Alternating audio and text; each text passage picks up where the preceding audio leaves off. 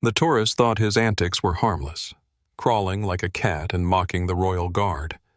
He believed his laughter and the crowd's cheers gave him power. But when he crossed the guard's boundary with a mocking grin, the soldier's single, precise action left everyone stunned. What followed wasn't just a lesson in respect. It became a moment no one in the square would ever forget. Let's dive into the full story. The morning sun bathed Buckingham Palace in a golden glow, its white limestone walls radiating elegance against the bright blue sky.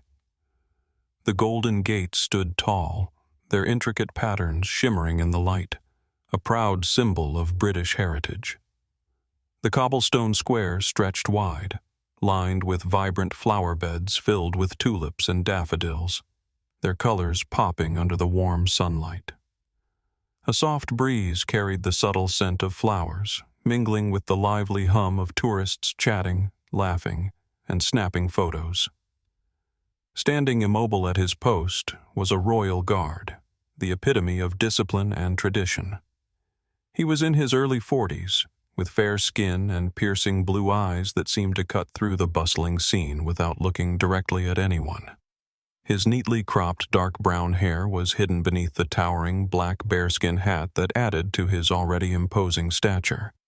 His scarlet wool tunic, adorned with polished gold buttons, fit him perfectly, a crisp white leather belt cinched tightly at his waist. His knee-high black boots gleamed with a mirror-like shine, and his rifle rested securely across his chest, held by a brown leather strap. Amidst the crowd, a man in his late 30s pushed forward with an exaggerated swagger. This tourist, with tanned skin, messy blonde hair, and mischievous hazel eyes, immediately drew attention. He wore a bright yellow t-shirt featuring a cartoon cat in sunglasses, faded blue jeans with ripped knees, and neon green sneakers that squeaked slightly with each step. His smirk hinted at trouble as he eyed the guard, a mischievous glint in his eyes. The tourist crouched low, dramatically mimicking a cat's movements as he approached the guard.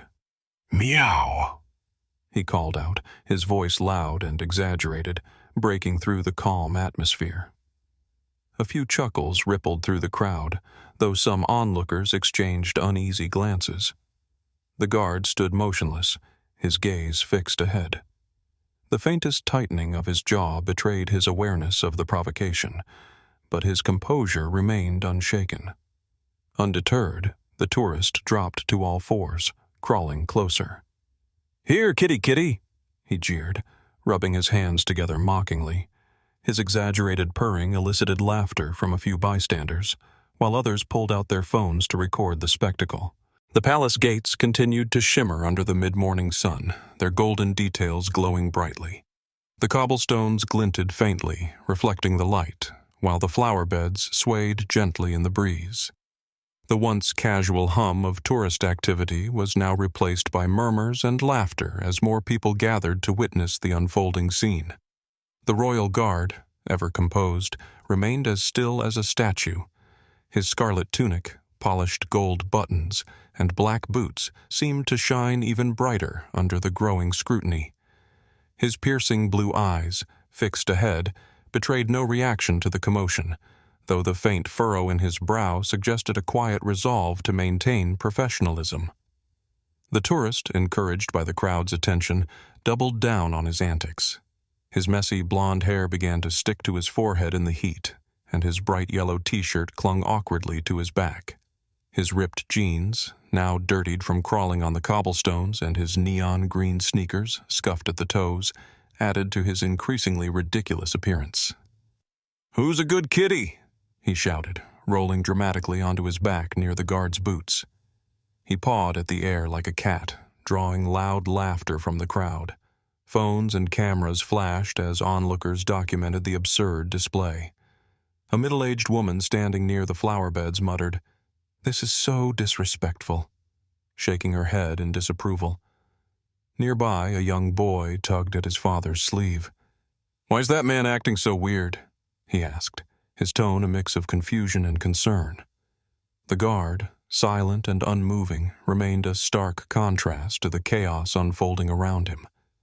The calm in his blue eyes stood in direct opposition to the tourist's loud antics, emphasizing his unshakable resolve to uphold tradition despite the mockery at his feet. Clouds began to drift across the sky, softening the sunlight and casting faint shadows over the square.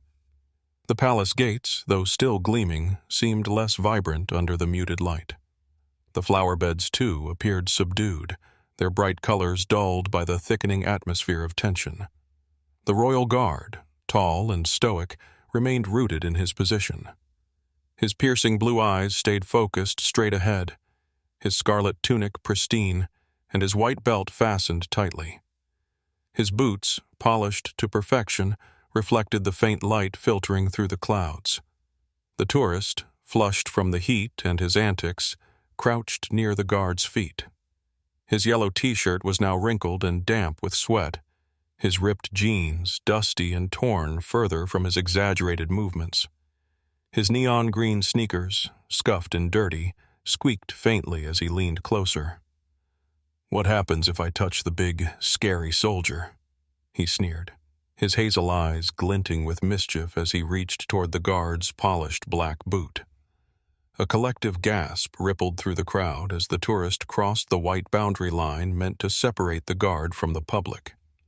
Before the tourist could make contact, the guard stomped his boot against the cobblestones with a resounding crack. The sharp sound echoed through the square, silencing the crowd instantly. The tourist yelped, stumbling backward and landing awkwardly on the ground.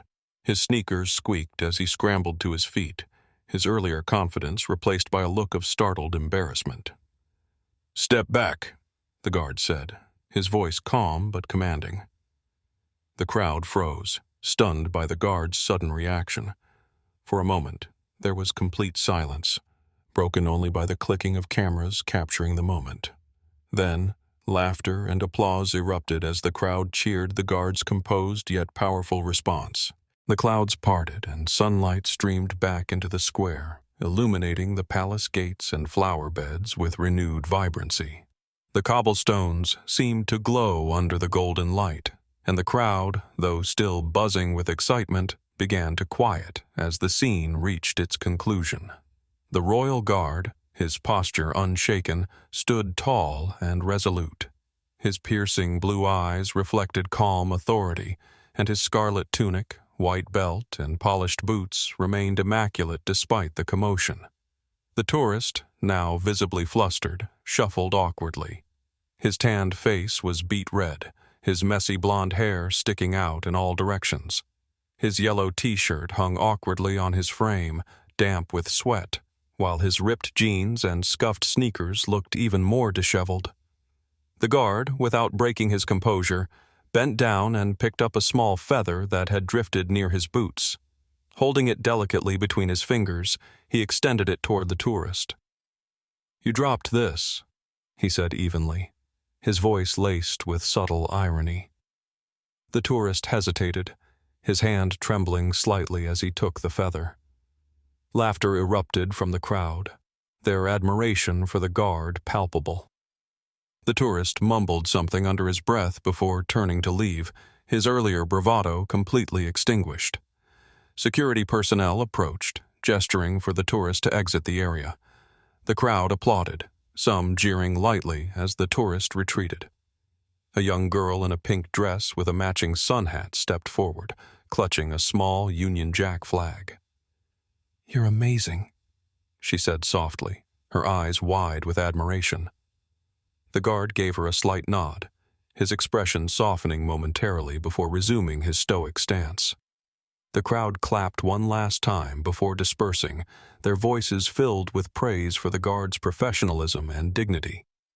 By evening, videos of the incident flooded social media, with captions like, "When tradition stands strong," and "Royal Guard silences mockery with dignity." Comments poured in, praising the guard's restraint and condemning the tourist's behavior. As the sun set over Buckingham Palace, the guard remained at his post, unshaken and dignified, a silent yet powerful reminder of the value of respect in a world that often forgets its importance.